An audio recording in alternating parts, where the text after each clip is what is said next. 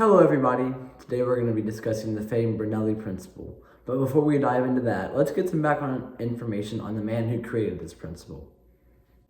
Daniel Bernoulli was born in 1700 to a famous Swiss family filled with other mathematicians and scientists, including his dad Johann, who was called the Archimedes of his time, and his uncle Jacob. He had a very competitive relationship with his dad, who was jealous of all his success. Daniel pursued medicine and earned a doctorate in anatomy and botany in 1721. At just 25, he became the professor of mathematics at St. Petersburg in Russia and later returned to the University of Basel in Switzerland, where he held chairs in many different subjects like anatomy and metaphysics. Bernoulli's most important work came in 1738 when he released the book Hydrodynamica. This book focused entirely on how fluids, like air, water, move and flow. In this text, he introduced a groundbreaking idea that became the foundation for the entire field of fluid dynamics. He essentially figured out how to apply the law of energy conservation to things that are flowing. So, you're probably wondering, what is the Bernoulli principle? Well, the Bernoulli principle states that an increase in the speed of fluid occurs simultaneously with a decrease in pressure or a decrease in the fluid's potential energy. Basically, it means that faster moving air or water means lower pressure. It's an inverse relationship between speed and pressure. As one increases or decreases, the other will do the opposite. So, now that we know who Bernoulli was and what his principle actually says, we can start looking at why this matters so much in the real world. The best way to do that is with a quick demonstration. I'm going to demonstrate a little experiment for you guys. Using this principle, I'm going to make a lightweight ping pong ball float midair, right? As you can see, the ball doesn't fly away. Instead, it hovers stably over the air in the blow dry. So you're probably wondering, why does this happen? According to Bernoulli's principle, the air moving very quickly in the center stream has low pressures. And the air outside the column around here is relatively still and moving much slower, meaning it's at a higher atmospheric pressure. The surrounding higher pressure air pushes inward on the ball from all sides, effectively containing it within this low pressure stream from the blow dryer. The balancing act of high and low pressure will keep the ball stable and prevent it from falling out of the airstream.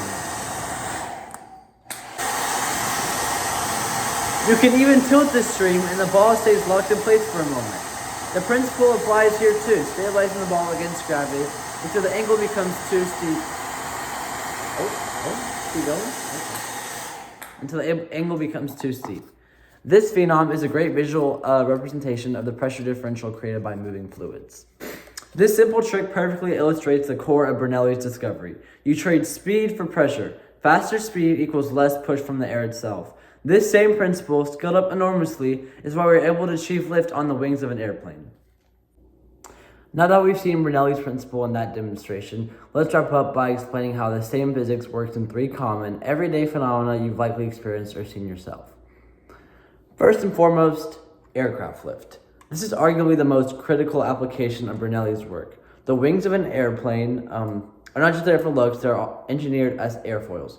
The shape causes the air traveling over the curved top surface to move faster than the air traveling underneath the curved flat surface.